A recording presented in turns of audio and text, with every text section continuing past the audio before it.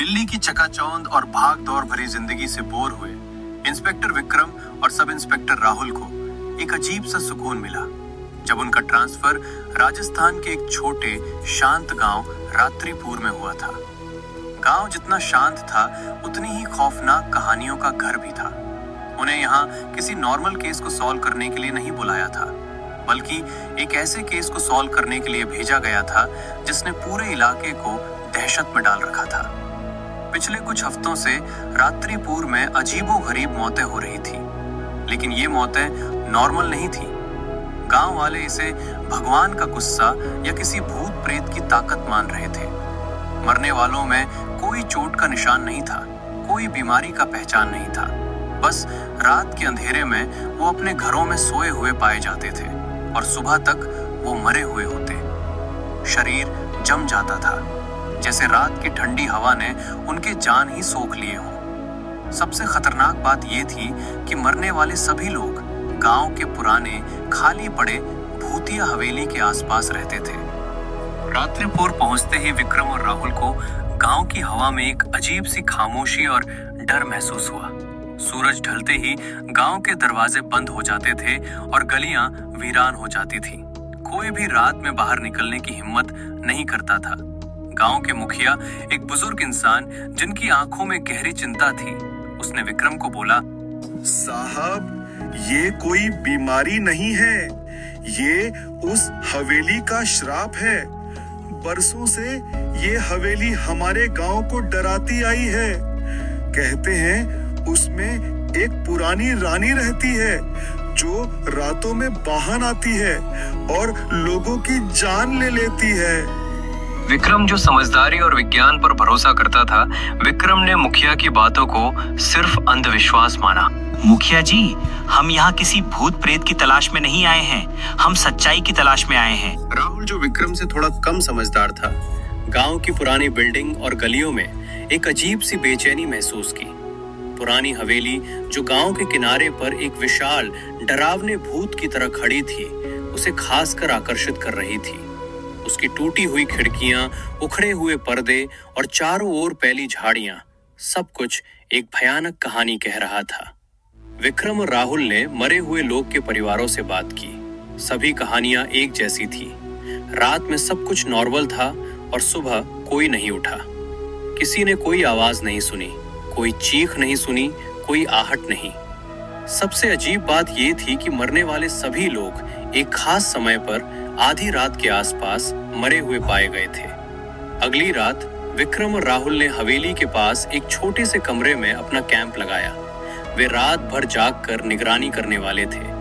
जैसे जैसे रात गहराती गई, हवा सर्द होती गई। आधी रात के करीब एक अजीब सी धीमी मधुर धुन हवेली से आती सुनाई दी। ये धुन किसी पुराने बाजे की थी जो दिल को डराने वाली थी। ये क्या है? राहुल बोला। विक्रम भी हैरान था। वो दोनों धुन सुन रहे थे। धुन बहुत धीमी थी, लेकिन उसका असर डरावना था।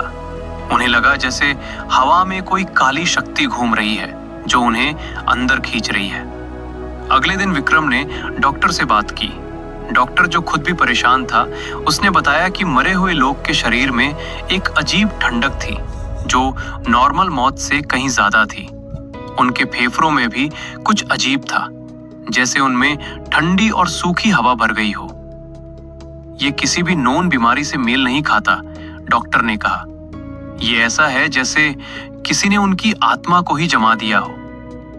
विक्रम को अब यकीन होने लगा था कि ये सिर्फ अंधविश्वास नहीं है, कुछ तो है जो इस गांव को परेशान कर रहा है और उसका संबंध उस हवेली से जरूर है। विक्रम और राहुल ने हवेली के इतिहास को खंगालने का फैसला किया। गांव के बुजुर्गों से पूछताछ करने पर उन्हें एक पुरानी कहानी का पता चला। बरसों पहले हवेली में एक सुंदर और शक्तिशाली रानी रहती थी। उसका पति, जो एक कमीना राजा था, वो उससे जलता था। एक रात राजा ने उसे जहर देकर मार डाला और उसे हवेली में दफना दिया।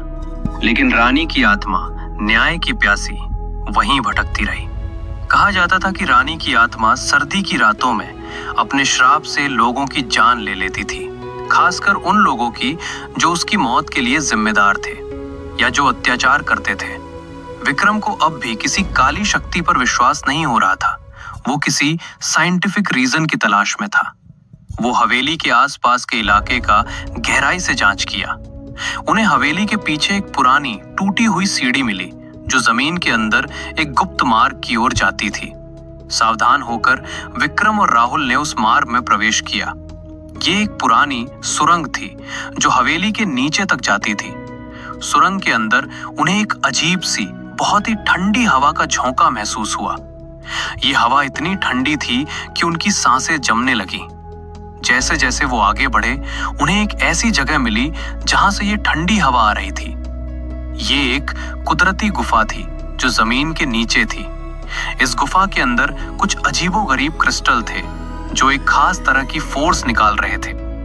ये फोर्स जब हवा के साथ मिलती थी तो एक बहुत ही तेज ठंड पैदा करती थी जो किसी भी इंसान को मार देती थी। विक्रम को सब कुछ समझ आ गया। ये कोई भूत प्रेत का काम नहीं था, बल्कि एक नेचुरल घटना थी जिसे गांव वालों ने भूत मान लिया था। हवेली के नीचे छिपी हुई ये गुफा खास मौसम में एक भयानक ठंडी हवा को छोड़ती थी, और ये हवा जब आधी रात के आसपास जब तापमान स्वाभाविक रूप से गिरता था तब सबसे ज्यादा खतरनाक हो जाती थी। जो लोग हवेली के आसपास रहते थे और जिनकी हवा का झोंका सीधे उन तक पहुंचता था, वे इसका शिकार हो जाते थे। उनका शरीर रात भर में जम जाता था और सुबह उनकी मौत हो जाती थी।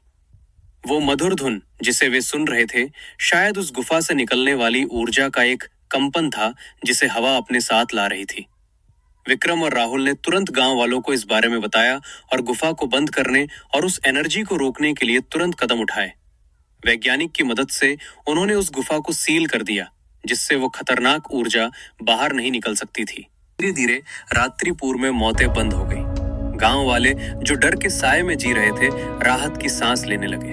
उन्होंने विक्रम और राहुल को धन्यवाद दिया जिन्होंने उनके डर को दूर किया था और उन्हें एक भयानक खतरे से बचाया था। विक्रम और राहुल रात्रिपुर से रवाना होते हुए जानते थे कि उन्होंने सिर्फ एक मामला नहीं सुलझाया था, बल्कि एक गांव को अंधविश्वास के डर से मुक्त कराया था। और उस रात की खौफनाक दास्तान रात्रिपुर के इतिहास में हमेशा के लिए एक अनोखी कहानी बन गई, जो ये सिखाती थी कि कभी-कभी सबसे भयानक खतरे हमारी समझ से परे, लेकिन साइंस कारणों से पैदा हो सकते हैं। रात्रिपुर का नाम अब खौफ का नहीं, बल्कि समझदारी और सुलझे हुए मामलों का प्रतीक बन गया था। बेटा लाइक कर दो, शेयर कर दो, सब्सक्राइब कर दो बेटा। ओ बेटा।